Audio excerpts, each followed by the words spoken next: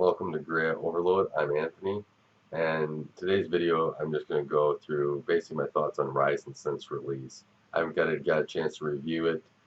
I just got the bracket today to hook the cooler up to the CPU that I've had for basically all the other parts for a month, but I'm excited to go through and review it here moving forward, and I just want to take the little time that I have since I got the system up to be able to give my thoughts on what the AMD did at release, and has this been a successful release, and what parts were not maybe so good or very bad, or what the heck happened, and then how AMD kind of is actually working to make it better, which is making this a better product in my point of view than what you could expect it by if there was just a bad um, area of the CPU and there was no fix for it. So with that, um, well, let's dive right into it.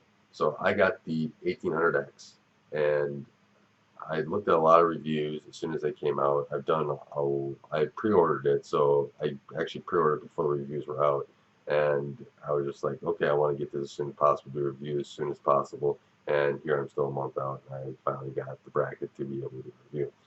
So a little bit of backfire, but we got through it anyways. So, but the productivity of this processor was very competitive, and overall the launch went very well. They came out with a product that was competitive in a lot of areas. There was a small delta between it and the 1600K from Intel about how this performance is, and that was a huge accomplishment in my eyes because AMD was nowhere near that in the performance crown or performance category. And so kept looking and kept reading reviews. I encourage you to please go up and read and watch some of these reviews. They're very well done, very good, lots of data out there on them. And then as I'm going through all the reviews, I saw this 1080p number, and you almost questioned it, like, was it almost a different processor? Like, it was that much different because the other ones you were just going through productivity and they're so much closer. And then you got the 4K and 1440p that were much closer overall. But this 1080p one was huge discrepancy. And to AMD's credit, they went through and right away they addressed it. They went through, what was it, a day or two after, and they said, yes, we see this 1080p thing, and here's what we're going to do to correct it. So they went through and they started going through and correcting it, which was very great on their part, and it made me buying the CPU feel like I didn't have to return it. I I probably wouldn't have because I do more productivity anyways, write software, items like that, but I didn't. I also do some gaming, and right now it's 1080p, and you kind of want the 1080p stuff to work well as well and keep up with as much as it possibly can with the Intel side. So went through and going back and forth in my mind of what to do, and then AMD started releasing these community updates on what they're exactly doing. And it's great to see that they are updating the microcode to be able to improve the performance of the processor and be able to make sure that the memory performance, which we found out is somewhat key to this processor, that speed is increasing. So we'll get an update here in May that should see some improvements in that area, as well as an update in April should also see some performance increase as well. I'm excited to go test those out and be able to do it. I hope to have some time to play with it this weekend. We'll see. I'll have the review up though in a few weeks or so. So that was a huge win, I think, overall, is that they were able to get their engineering team to be able to continue to work on this process and get it done. We know now that we're not just buying into a new platform, new process technology, and a new processor overall, that they're just going to leave it high and dry. They're actually going to work on it, making it better throughout time. I like that.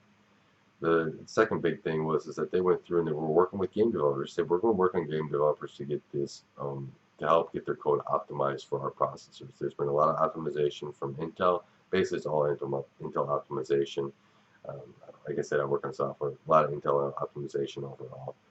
So they decided to go through and work with it. We have three games right now that have new updates, and they look like the AMD did work with them. And I'm excited to see how many more AMD works with, and to see how many more new games come out with basically that Ryzen optimization is already built into the game rather than having to wait for any of them.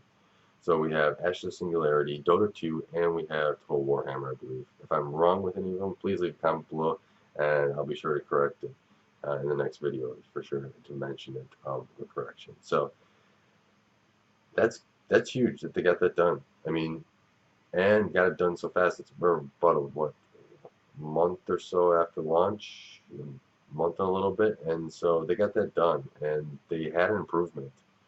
And 1080p is getting better in some games. Now they have to work on the rest of them. I'm excited about that. They also got this power thing. They were all saying high power mode. Well, AMD came out with their own power plan for balanced power mode. I'm excited for them to put that into Windows to make it one less thing that we have to do. Because if you get this new processor and you have to do 5 or 6 things just to make sure that it works right, is it worth it to you to do all those 5 or 6 things and always remember to do them? If something switches, you have to update them or something like that. If it's all built in and Windows is just doing it and recognizes your processor and just switches the platform, all you really have to do is maybe update the BIOS a couple times to be able to have the best experience. That makes it a lot simpler and makes a much better product. And I hope AMD gets there and works with Microsoft as well. The more simple that they make this and the more streamlined they do, the better it's going to be for consumers. And I'm really excited that consumers finally have some great competition again after it seems like a couple generations of not having it. So it's been many years. So with that, I thank you for watching the video, and be sure to subscribe.